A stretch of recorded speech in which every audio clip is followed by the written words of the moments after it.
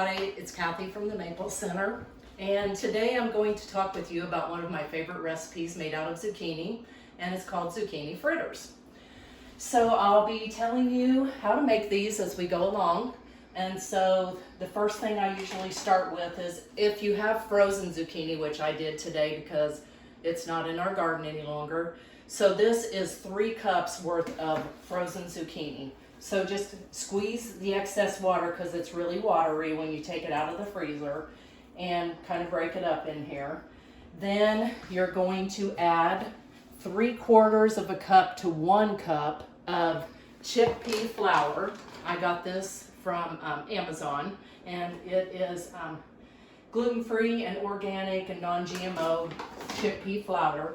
I'm starting off with 3/4 of a cup, so I'm going to sprinkle that in here.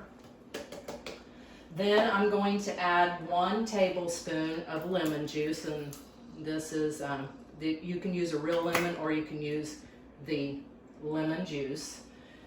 It recommends that you mix the lemon juice and the tahini together, but I have not found that there's any benefit or non-benefit to doing it either way, so I just don't. So you're doing 1 tablespoon of tahini, which if you've worked with tahini much, you know that it is kind of a sticky product.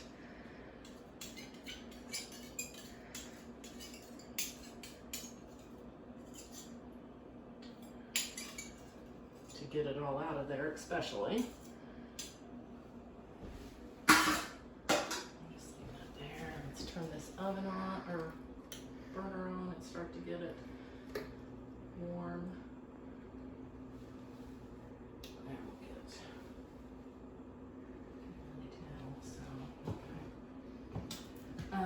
Then you put a little bit of salt. It is a 1/2 teaspoon, but you can cut that down if you're watching your sodium intake. This is Himalayan salt. It just happens to be a preference of mine. You can use whichever salt you prefer. And then the recipe calls for dill seed, and they recommend that you do not substitute it for dill weed. Use dill seed. And it's a 1/2 teaspoon of dill seed. Sprinkle that in there.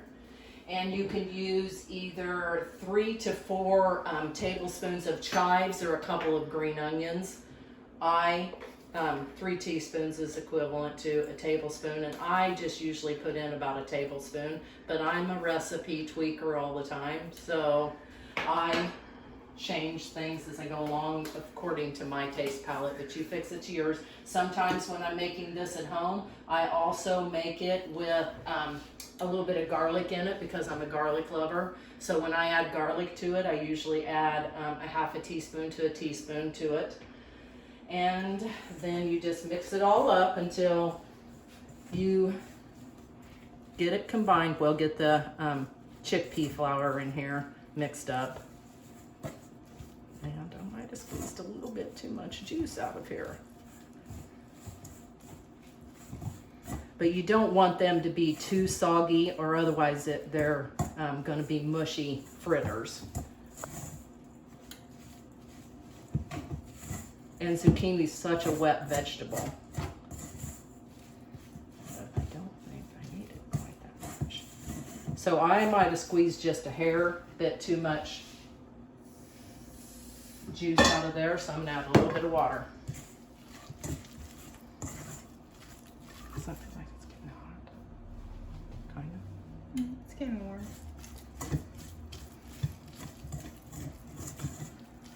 So quickly while that's going over, or the skillet is warming up a bit more, you want 3 cups of grated zucchini. I usually use the large hole on the zucchini, on the grater. And I left the peeling on the zucchini, as you can see this, so I just washed it and grated it. It's 3/4 of a cup to 1 cup of chickpea flour. And you may need to, even with your fresh, squeeze it a bit to get some of the juice out. It's 1 tablespoon of lemon juice, 1 tablespoon of tahini, 3 to 4 tablespoons, I don't use that much, of chives or green onions, a 1/2 teaspoon of salt, and a 1/2 teaspoon of dill seed. So then you're going to scoop these out, and you won't, if you've got a good skillet, you won't need to use, well, you shouldn't need to use any oil or grease at all.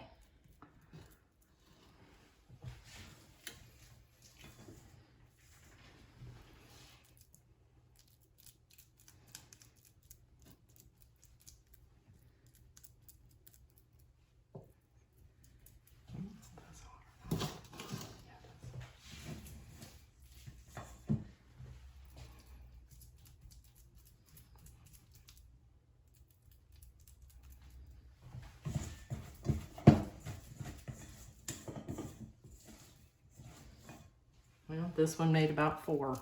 Sometimes you get 6. It just depends on how juicy I think your zucchini is.